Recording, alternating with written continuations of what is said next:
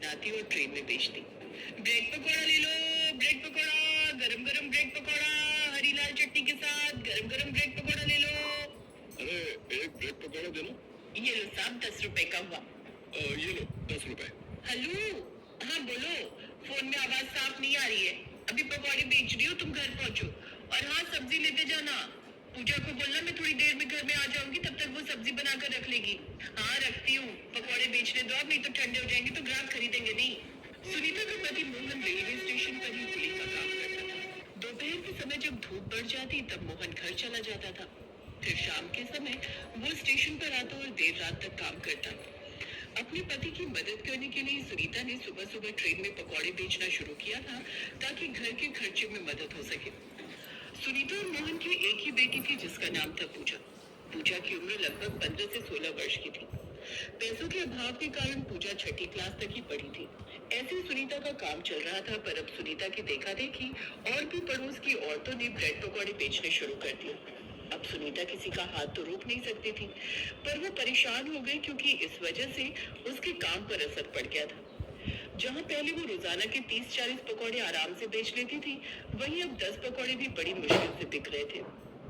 सुनीता एक काम कर, तो ये ब्रेड पकौड़ा बेचना छोड़ दे। बेकार में तू रोज नुकसान करती है। बेसन, तेल, ब्रेड, मिर्च, मसाला, सब कुछ तो लगता है।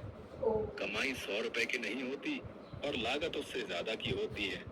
हाँ, थोड़े दिन और देखती हूँ, अगर नहीं चला तो कुछ और सोच लूंगी। अभी जो बनाए हुए वो तो बेच ही आऊं। माँ, आज मैं भी तुम्हारे साथ चलती हूँ। आज घर पर तो कोई काम है नहीं, और तुम कह रही हो कि तुम्हारे सिर में भी दर्द है। तुम जाओगी तो मुझे तुम्हारी चिंता रहेगी। चलो मैं साथ चलती हूँ। लेती जा पूजा को, सही कह रही है। अकेले कहीं चक्कर खाकर गिर गई तो और मुसीबत आ जाएगी। काम की चिंता से कुछ दिनों से सुनीता का बीपी बढ़ा हुआ था। इस वजह से उसके शरीर में भी दर्द था। पूजा भी सुनीता के साथ ब्रेड पकौड़े बेचने चली गई। बेटा, एक ब्रेड पकौड़ा देना। जी आंटी जी, ये लीजिए। ब्रेड पकौड़े ले लो, ब्रेड पकौड़े, गर्मा गर्म ब्रेड पकौड़े, लाल हरी चटनी के साथ स्वादिष्ट ब्रेड पकौड़े। अरे सुनीता, आज तू अपनी बेटी को भी ले आई ब्रेड पकौड़ा बेचने के लिए, पर इस डिब्बे में बेकार है तेरा घूमना। यहाँ पर मैं सभी यात्रियों को पकौड़े बेच चुकी हूँ। हाँ माँ, बड़ी मुश्किल से एक ही ब्रेड पकौड़ा बिका है। सब पहले ही मंजू ताई से पकौड़े खरीद चुके हैं। हाँ मैं जानती हूँ, आज मुझे आने में थोड़ी देर हो गई, इसीलिए मंजू पहले ही आ गई थी और उसके बिक गए। पूजा बेटी, हम किसी के हाथ तो रोक नहीं सकते। मैं जानती हूँ मंजू, तूने मेरा काम खराब किया, पर मैं तुझे कुछ कह नहीं सकती। तू कोई और काम भी खोल सकती थी, पर तूने मेरी रोजी रोटी पर लात मारी है। अरे, तू जो चलता काम होगा वही तो करूंगी, मेरी मर्जी, मैं जो बेचूं। ट्रेन में मेरी अच्छी कमाई हो रही है, तो तू जल क्यों रही है? मैं जल नहीं रही हूँ मंजू। पहले मैं ब्रेड पकौड़े बेचती थी, तू तो अभी आई है। जली तो तू थी मेरे काम से, इसीलिए तो तूने मेरे देखा देखी ये काम शुरू किया। माँ, दूसरे डिब्बे में चलते, तुम्हारी तबीयत ठीक नहीं है। इनके साथ बहस में पड़ोगी तो और तबीयत खराब हो जाएगी। सुनीता और पूजा दोनों ट्रेन के दूसरे डिब्बे में पहुंच गई। सुबह का समय था। डिब्बे में बहुत से यात्री अभी सो रहे थे। अचानक सुनीता की नजर एक विदेशी महिला पर पड़ती है। विदेशी महिला प्रेग्नेंट थी और अचानक उसकी तबीयत खराब हो गई थी। Please, please help me. क्या यहाँ कोई आसपास डॉक्टर है? मेरी तबीयत कुछ ठीक नहीं है। मैडम जी, डॉक्टर तो है, पर आपको स्टेशन पर उतरना पड़ेगा। यहाँ स्टेशन के पास ही एक डॉक्टर की दुकान है। हाँ, मुझे यहीं उतरना है, मेरा होटल बुक है। पर अचानक मेरे पेट में दर्द हो गया। मेरा 5th मंथ चल रहा है, मैं प्रेग्नेंट हूँ, और मैं चाहती नहीं कि मेरी तबीयत ज्यादा खराब हो और मेरे बच्चे को कोई नुकसान हो। नहीं नहीं नहीं, सब ठीक हो जाएगा। कभी कभी माँ बनने के दौरान 9 महीनों के बीच इस तरह के दर्द हो जाते हैं। डॉक्टर दवाई देगी तो आप ठीक हो जाओगे। मैं आपकी मदद कर देती हूँ। सुनीता और पूजा ने मिलकर उस विदेशी महिला का सामान उठाया। विदेशी महिला को सहारा देते हुए स्टेशन के पास एक लेडी डॉक्टर का क्लिनिक था। सुनीता और पूजा उस विदेशी महिला को डॉक्टर के पास ले गए। देखिए मारिया जी, वैसे तो आपको ऐसे समय में ट्रैवल नहीं करना चाहिए था, पर आपने बताया कि आपको अर्जेंट आना था इंडिया। कोई बात नहीं, नेक्स्ट मंथ की वापसी है ना, मैं तब तक के लिए कुछ अच्छी दवाइयाँ लिख दूंगी, जिससे आपकी तबीयत बिल्कुल ठीक हो जाएगी और आप आराम से ट्रैवल करके विदेश वापस लौट सकते हो। बस थोड़े दिन आराम करना होगा और पूरा ख्याल रखना है। डॉक्टर जिनसे मेरा ट्रीटमेंट चल रहा है, आपने उनकी सारी दवाइयाँ वगैरह देख ली है ना? हाँ हाँ, मैंने सारी दवाइयाँ देख ली और कुछ ऐड भी किया दवाइयाँ, जो आपके पेट में दर्द में आराम देगी। पौष्टिक खाना खाइए और कुछ दिन रेस्ट कीजिए। डॉक्टर को दिखाने के बाद सुनीता उस विदेशी महिला से बोली, मारिया मैडम, आप थोड़ी देर के लिए हमारे घर चलो, फिर जब आपको आराम मिल जाएगा तब आप होटल चले जाना। वहाँ आप अकेले रहोगे तो हमें भी आपकी चिंता होगी। ओह, थैंक यू सो मच। आप बहुत अच्छे हो सुनीता जी। ठीक है, मैं कुछ देर आपके घर पर रेस्ट कर लेती हूँ, फिर रात को होटल चली जाऊंगी। मारिया सुनीता और पूजा के साथ उनके घर आ जाती है। मारिया देखती है कि सुनीता बहुत गरीब है। उसका घर एक छोटा सा कमरा है और उसी में ही उसने एक रसोई बना रखी है। मारिया को एहसास होता है कि भले ही सुनीता गरीब है, पर दिल से वो बहुत अमीर है। मारिया को पता चलता है कि सुनीता का ब्रेड पकौड़े का काम सही नहीं चल रहा। वो सुनीता को कुछ नया बेचने की सलाह देती है।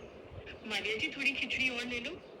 बस सुनीता जी, आपने मेरा बहुत ख्याल रखा, थैंक यू सो मच। पेट में दर्द में बहुत आराम है। डॉक्टर ने जो दवाई दी उससे बहुत फर्क पड़ गया। वैसे आपने जैसे बताया कि ब्रेड पकौड़े का काम चल नहीं रहा, आप लोग कुछ और क्यों नहीं बनाते, जैसे कुछ डिफरेंट जो ट्रेन में ना बिकता हो। मैंने ट्रेन में सफर करते हुए देखा, ट्रेन में पिज्जा जैसा कोई आइटम नहीं दिखती। आप लोग ब्रेड पिज्जा क्यों नहीं ट्राई करते? बहुत टेस्टी भी होता है और बनाने में भी आसान। लोग ब्रेड पिज्जा खाना पसंद भी करेंगे। पर मारिया दीदी, हमें तो ब्रेड पिज्जा बनाना आता ही नहीं है। उसकी टेंशन मत लो, वो मैं बनाना सिखा दूंगी। आप लोगों ने मेरे लिए बहुत कुछ किया है, मैं भी तो आप लोगों के लिए कुछ करूं। मुझे अच्छा लगेगा अगर आपका ब्रेड पिज्जा का काम चल जाएगा तो। कोशिश करके देखते हैं।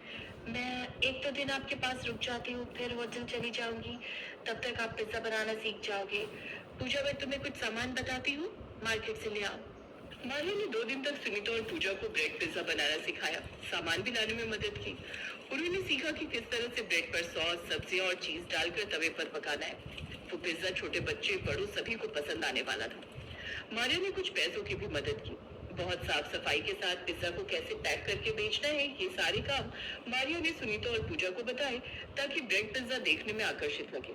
तीसरे दिन मारिया अपने होटल जा चुकी थी, पर उसने जो ब्रेड पिज्जा बनाना सुनीता और पूजा को सिखाया था, उस पर काम करते हुए सुनीता और पूजा ने पहली बार ट्रेन में ब्रेड पिज्जा बेचना शुरू किया। मंजू और बाकी औरतें भी हैरान थीं कि सुनीता खाने की ये क्या नई आइटम ले आई है। फटाफट से सुनीता के ब्रेड पिज्जा बिक रहे थे। ब्रेड पिज्जा ले लो, गरम गरम ब्रेड पिज्जा, चीजी और टेस्टी टोमेटो केचप के साथ। वाह माँ, तुमने तो बिल्कुल सही बोला। मारिया दीदी ने यही कहा था, सब हमारे ब्रेड पिज्जा बहुत पसंद कर रहे हैं। मारिया आंटी का आइडिया काम कर गया। हाँ, हमारी अच्छी बिक्री हुई है। लोग हैरान थे कि ट्रेन में पिज्जा भी मिलने लगा है। धीरे धीरे रोज के ऑर्डर बढ़ने लगे। कुछ समय बाद मारिया वापस जाने लगी, तब वो सुनीता और पूजा से बोली, पूजा, मैं चाहती हूँ कि तुम अपनी आगे की पढ़ाई फिर से शुरू करो। सुनीता, तुम और मोहन दोनों मिलकर ब्रेड पिज्जा का स्टॉल चलाना। कोई भी हेल्प चाहिए हो तो मुझे कांटेक्ट करना। सुनीता की आंखों में आंसू आ गए। वो और पूजा दोनों मारिया को दिल से धन्यवाद कहती हैं। कुछ दिनों बाद रेलवे प्लेटफॉर्म पर सुनीता और मोहन मिलकर ब्रेड पिज्जा का स्टॉल लगाने लगे और इधर पूजा ने दोबारा पढ़ाई शुरू कर दी।